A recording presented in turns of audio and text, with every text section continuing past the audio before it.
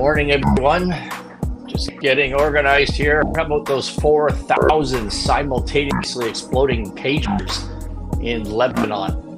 I'm anti-war on everything, as many of you know, on all sides. But wow, the sheer competence of that is just astounding. We are live on Facebook, LinkedIn, YouTube, X, Instagram. I think we are good to go. Good morning, everybody. September 18th, Wednesday, September 18th, episode 278 of Mornings with Scott, the best damn business show for medium and small businesses on the planet. As you know, if you've been listening this week, but if you're new to this week's episodes, I'm traveling. I'm not in the studio. I'm dealing with significant family issues, elderly parents, and so I'm hunkered down in this place. So that explains my environment, and hopefully my internet signal holds up. Has been doing well all week, but it is what it is, and maybe the show's a little shorter this week as a result of these issues. What's the big story today? Was it the exploding pagers? Was it Sean Diddy Combs? We talked about that yesterday, indicted on charges of sex trafficking, racketeering. I'm not going into this. I'm not going into the Diddy story because it's a morning show. It's a morning show. Why do we want to talk about this sort of stuff? Also, I have a guest on the line. I don't know what he's going to think about this, and also, no matter what the business shows say all morning, they say this is a really important story, and for the life of me, I can't think of why it's a really important story. So I'm not going to go into it too much. You can just Google Diddy freak off, and you're going to get all the stuff that you need to find on that to satisfy where you're at. Allegations of a criminal enterprise, over 50 victims. It's horrendous stuff. And hey, innocent until proven guilty. It just looks really, really, really bad. Here's one interesting thing for me and for us business leaders. I, as you know, 35 years, maybe, I'm getting old, of turnaround businesses, number one brand, certainly north of the border for that, and a lot of work in the US as well. Hundreds and hundreds of businesses in, what did they tell me? Around over 30 countries. Anyways, working on turnarounds, 25 billion of transaction value, mid-market and smaller businesses. And a lot of that practice has been driven by substance abuse, drug addictions, alcohol addictions, sex addictions, where the entrepreneur has some success and does not handle it well, and it just keeps getting worse and worse and worse until it all blows up. No one goes from 0 to 100 immediately. You don't go from zero, just a normal human being, to freak offs overnight. There's like a journey on the way. You just need to wonder, with that level of depravity, what that journey is for this fellow. Like I said yesterday, I'm going to be first in line at the movie on that, but we're not going to dive into it here. I will tell you, it is a risk as an entrepreneur and a successful business owner, particularly if you're younger.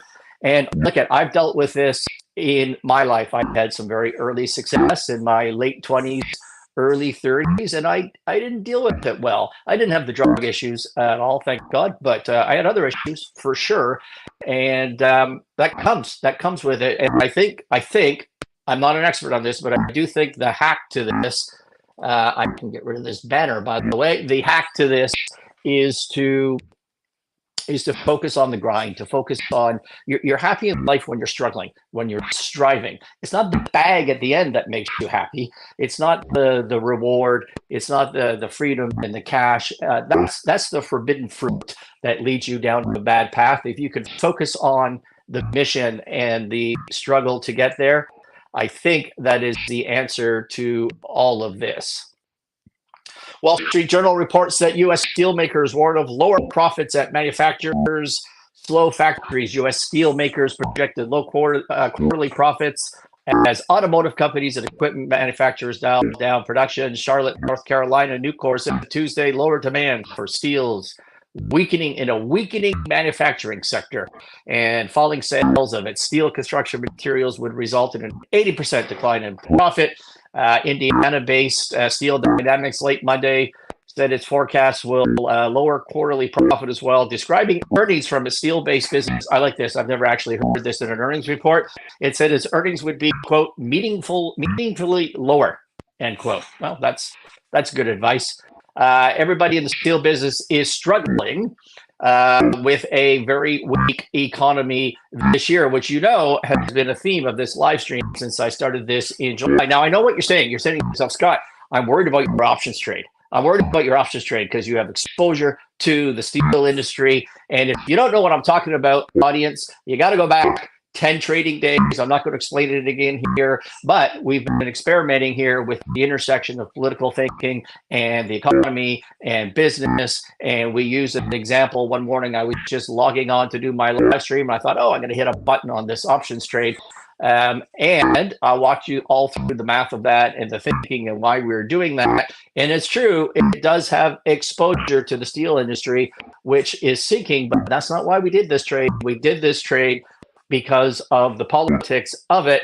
And we're 10 trading days in. And as I was going live this morning, I was at, let's see here, 105.67% gain in the 10 trading days. Maybe it's time to take some off the table.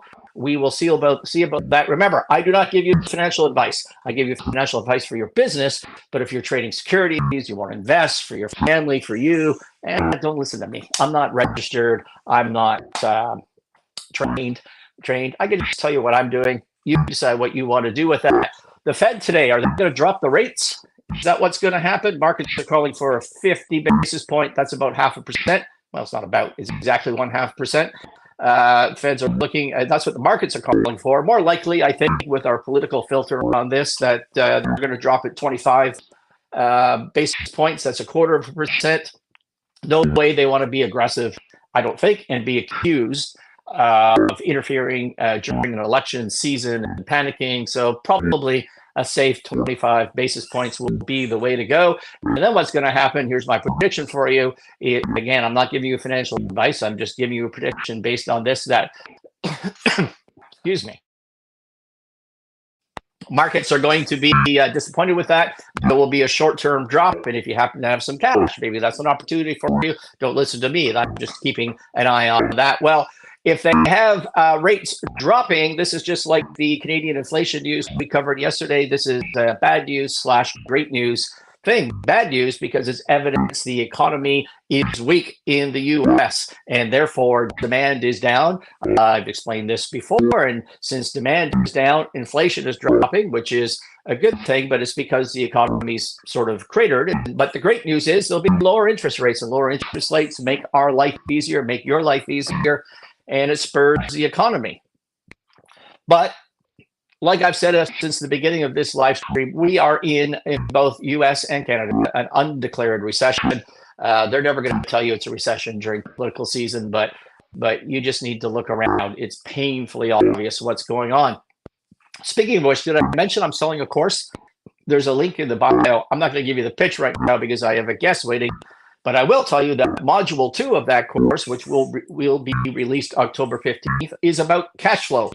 How to plan your cash flow, how to understand your cash flow, how to make your cash flow better, how to communicate your cash flow to third parties. Because if you want to go raise capital, you have to explain to them what your cash flow and debt service is going to be. And here is a rule of thumb for you. If you're in a recession or times of uncertainty, you need to focus. You need to focus your resources on your priorities and get rid of everything else. You are living in a time of scarcity in business right now, not abundance. You're in a legit time of scarcity. And so you need to plan and you need to be vigilant about not wasting your money. That will be module number 2. And module number 1, as I've told you every other day for a month now, is about change. Embracing change. In fact, the title of that module 1 is Embrace Change, Why We All Resist Improvement and What to Do About It. Well, speaking of change, let's do a Friends on Friday on Wednesday. Hey, Friends on Friday on Wednesday. Let's welcome Scott Connors to the show. Scott helps CEOs and founders and leadership teams strategize and implement permanent change throughout their organization. He focuses on culture. I hope that's what Scott's going to tell us because I put it as the title to this live stream. And he has a unique 4-phase process to create a 2.0 version of any company. Scott, welcome to the show. Thank you, Scott. It's a pleasure to be here. You're coming from Portland, Oregon. So as I said before we joined, I apologize for the time zone. When we had a guest from LA, the Dr. Dapper, we changed the time of the show for you, but you're up early and good for you. Thank you. And it's never too early to get started on your day, Scott. Never too early. That's exactly right. So, Scott, before we jump into leadership, which is mostly what I focus on today, what do you see in the U.S. economy, in your client base, on medium, small businesses, and from your perspective, where I don't know if your practice is national or what you're doing, but certainly regionally, what are you seeing in the economy? Yeah, thanks, Scott. So my practice covers companies all over North America, Europe, Asia, and Africa. I've got clients worldwide, or at least tentacles with clients in supply chains. Your question is timely with the Federal Reserve moving a quarter point today. I'm in agreement with you. I think they'll move a quarter for the same reasons that you outlined. And I also think you're right. The market was pushing on the Fed to cut a full half, and they won't. So it's already priced in. So we'll see a short term. So the outlook for small, medium cap businesses, there's a divergence here between small business, medium-sized businesses, and then large cap companies based on the economic environment. But I'll take us back a couple of years when we had COVID and the physical stimulus that they, money raining out of helicopters to everyone in their bank accounts to sort of artificially get us through the black swan event. And what that created was a lot of spending power that was artificial. And what the Fed did on the backside of COVID, and I've been saying this for a couple of years, maybe 3 years now, what the Fed did monetary policy-wise on the backside of the black swan event was just quite simply wrong. They treated what was increase in prices, right, as inflation. And so they raised rates. It wasn't inflation. It was supply chain disruption. Quite frankly, so can you explain that more? Go ahead. Can you explain that a little bit more, please? I mean, prices go up. Is that not just inflation?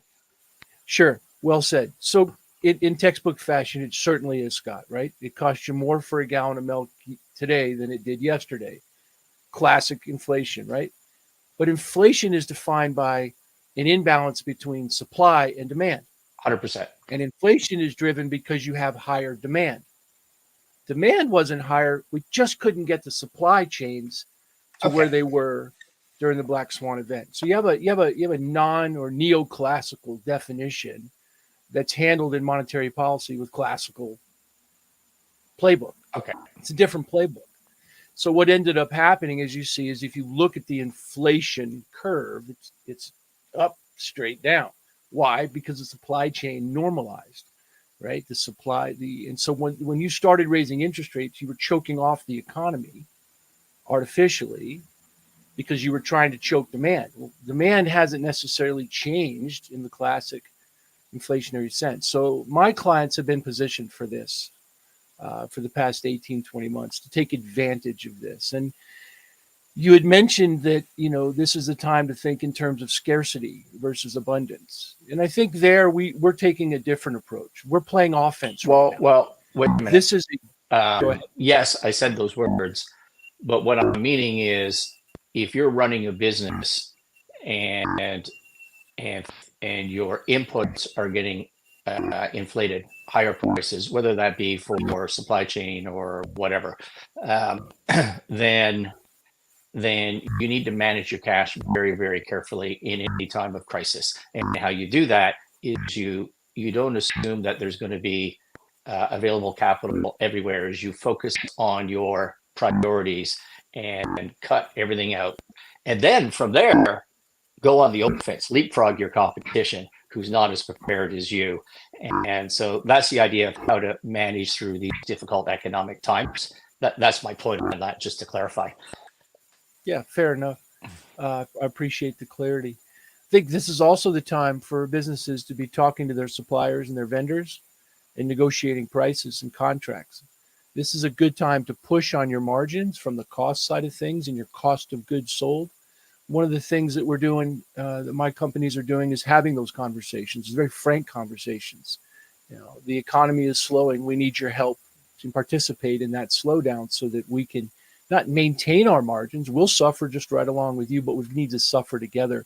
So I call those strategic alliances Yep. within the vendor and the cost of goods sold community. And I encourage business owners to take advantage of the problem of an economic slowdown as an opportunity to work on your balance sheet. Agreed.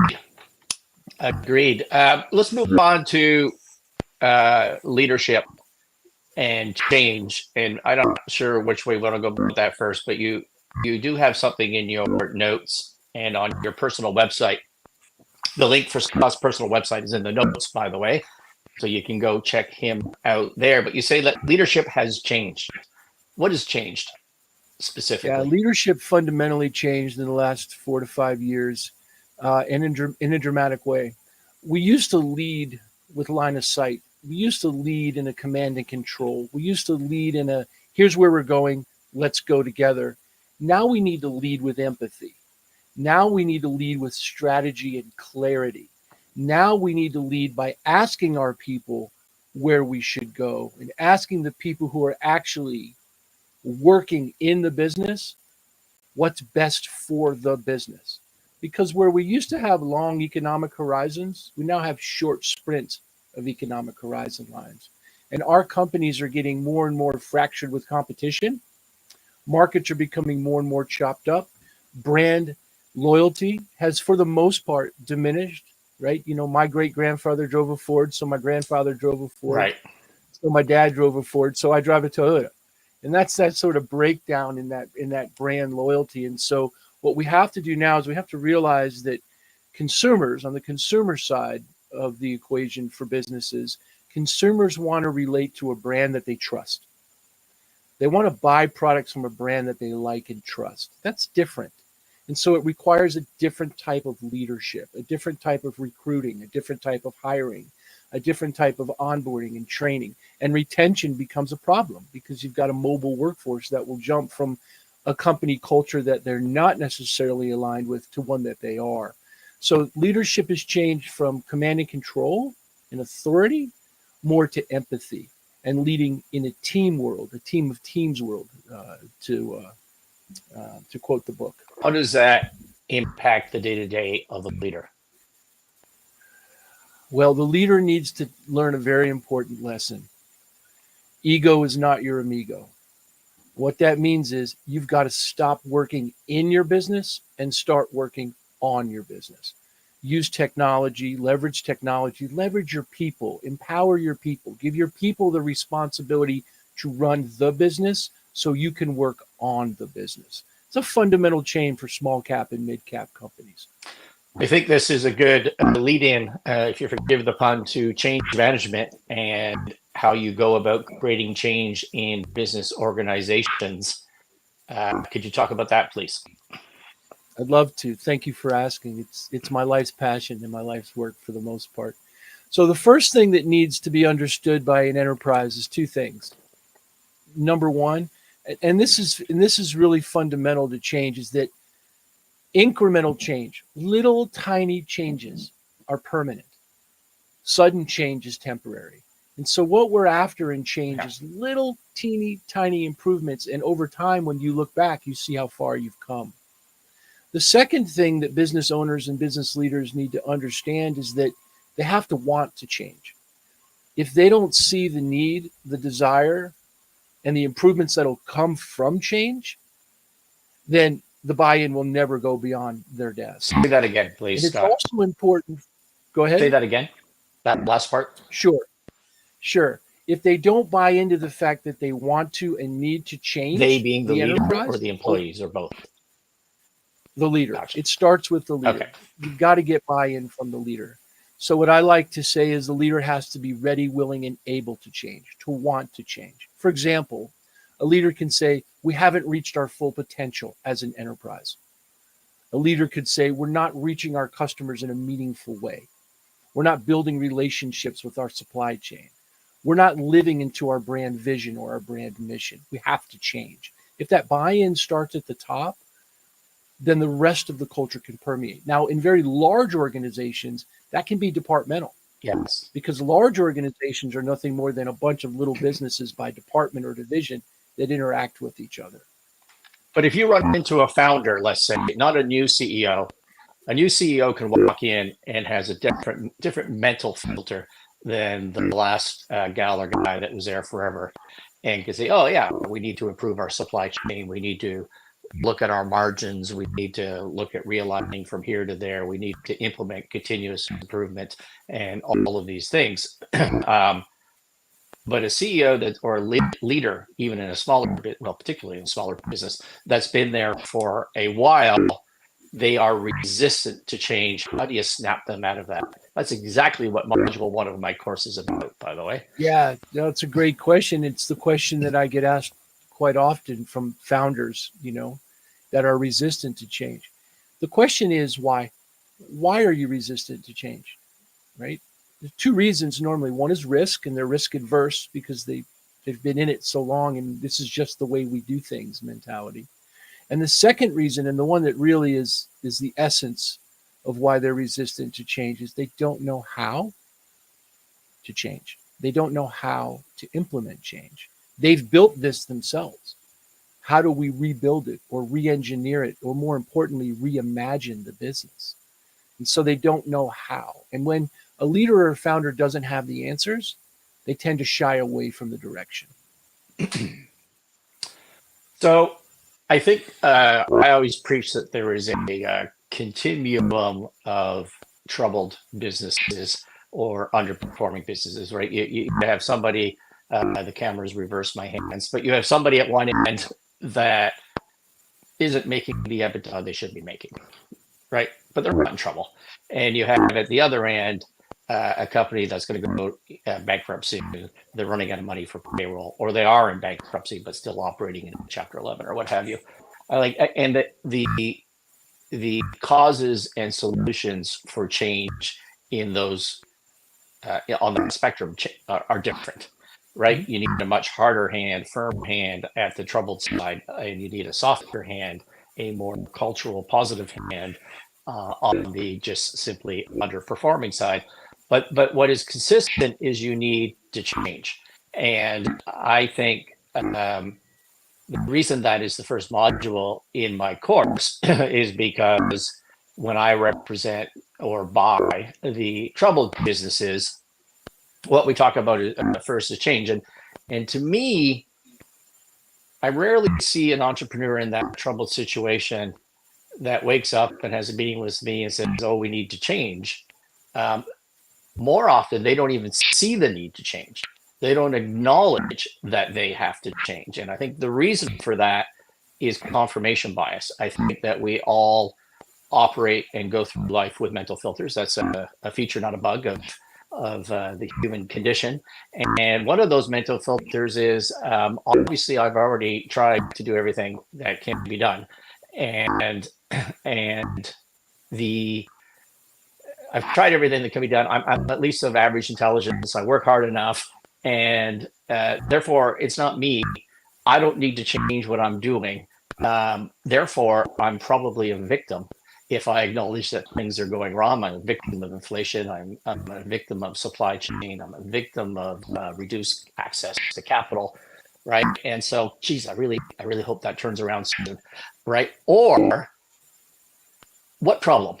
They don't even see the problem, and you're smiling. So I'm thinking you see this all the time, and that is a symptom of confirmation bias. It's called information blindness. And I can't tell you how many over 30 years, how many times I've walked into a special loans group at a bank with a client, and the client doesn't they don't like, "What are you talking about? I'm fine," right?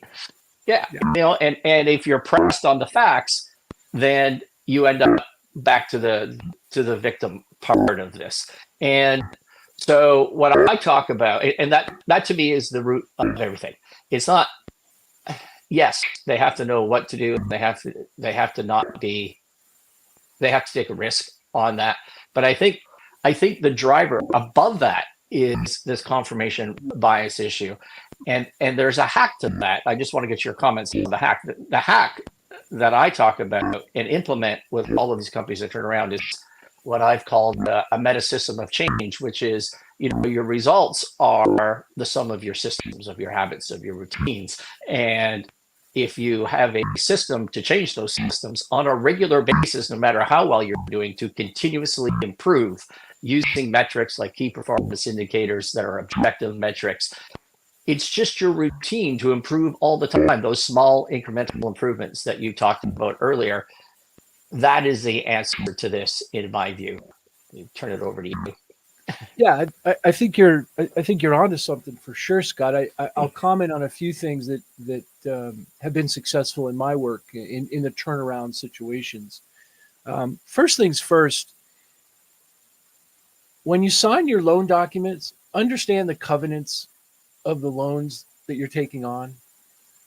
Understand the debt, and I prefer equity over debt. I prefer investors. Someone has some oversight and some say over debt, and I prefer the private capital markets. Canada's got a great financial services company called Raintree. So small businesses can look into alternatives to banking, because entrepreneurs and small business owners, a lot of times they strive to be bankable, but they don't understand what being banked is. So look at your loan covenants before you sign, and if your institution is calling, start with your loan covenants. I think that's the first thing. I think the second thing, from a practical advice or advisory perspective, Scott, is to understand the difference between your profit and loss statement and your balance sheet. Now, I'm going to take for granted that your numbers are clear and concise and accurate and timely. So for the answer here, which isn't always the case, but a business owner needs to understand the difference between a profit and loss statement and a balance sheet. Okay. And so the example I give is a pizza restaurant. If you do $1,000 in sales and your cheese and your dough cost you $500 and you've got a gross profit of $500, then you pay your salaries and wages and everything else. And at the bottom line, you've made, let's say $200 for the example that we're using here. Oh, I'm profitable. But you're also paying out of the business the delivery truck, and you're paying for the building that you bought because you got ahead of yourself. And all of a sudden, your balance sheet is negative. So the most important thing I can stress to a business owner is your profit and loss is how your business is performing. Your balance sheet is how healthy your business is. Banks look at balance sheets. You need to understand the health of your balance sheet in addition to the performance of your profit and loss of your business. Start with looking at those two documents. And if you don't understand the very fundamental difference between the two, the health of the business is the primary component of what the banks are looking at. And it's what you should be understanding. So all of a sudden, well, I had $200 profit, but I've got no money in my checking account. That's what happens when you don't understand the difference between the two. So start there. Start with that basic understanding. Get help to understand present circumstance. And then to your point about confirmation bias, I explain it in a little bit less scientific way. I explain it this way. Perception versus perspective. And what you described is, oh, I'm fine and I don't have a problem. What are you talking about? That sort of ego is not your amigo world you're in. It's because your perception of the business, your perception of its health and its performance is yours. What you need to do is you need to take away the perception. Yeah, right. Absolutely. And you need to look at the perspective. What is the other person seeing? What is the market seeing? What is everybody business? seeing? What is the except market for you? seeing? What is What's everybody that? seeing except for you? Because you're blinded, right? Yeah. That's right. So change your thinking from perception, yours, to the perspective of others. If you can do that, then we can eliminate the ego, look at the health and the performance in a non-emotional manner, and come up with a strategic plan to reverse the course. And I think for the audience, the problem is you can't do that because that's the way we think. But what you can do is you can get different perspectives from a coach like Scott, a board of advisors, all of whom have their own blindness, but together you'll see because you have different blindnesses. Is that a word? Blindness. You have multiple blindnesses, but together you'll be fine. Scott, coaching for sure, but how to reach you and why should people reach out to you? Yeah. Well, I think my response is if you don't call me, call somebody. If you feel like you need help, there's this whole ecosystem of advisors and coaches out there that are ready, willing, and able to talk to you. If you ask LeBron James, how'd you make the game-winning basket? He says, I didn't make it. My nutritionist, my performance coach, my coach, my teammates. Great people surround themselves with coaches and advisors. So think about having that conversation. And it doesn't cost anything to do that. Any of us are willing to meet with you for an hour or two, and in my case, as long as it takes, to decide if working together is worth it. You can reach out to me directly through my website, meetyourmoments.org. Link is in the notes, everybody. I pasted it in there. Yep. But be mindful of having that conversation and asking the questions that you don't have anybody to ask those questions. See, that's where people get sideways. Is I don't know who to talk to. Talk to somebody. There's a whole world, whole ecosystem of folks like me out there. Not all of them are great. Not all of them add value. You'll have to make that business decision. But have your questions ready and look for the answers. Hopefully the ones you didn't want to hear, because that means the person's trying. Exactly. Thank you, everybody. This has been Mornings with Scott. Scott Connors, thank you very much for joining us. This has been great. We are 8:30 Mountains, Monday to Friday. And so I will see you tomorrow. We had a pretty big audience join us here late in the episode, but it's all recorded. It's on Facebook, LinkedIn, YouTube, X, Instagram. See you tomorrow, everybody.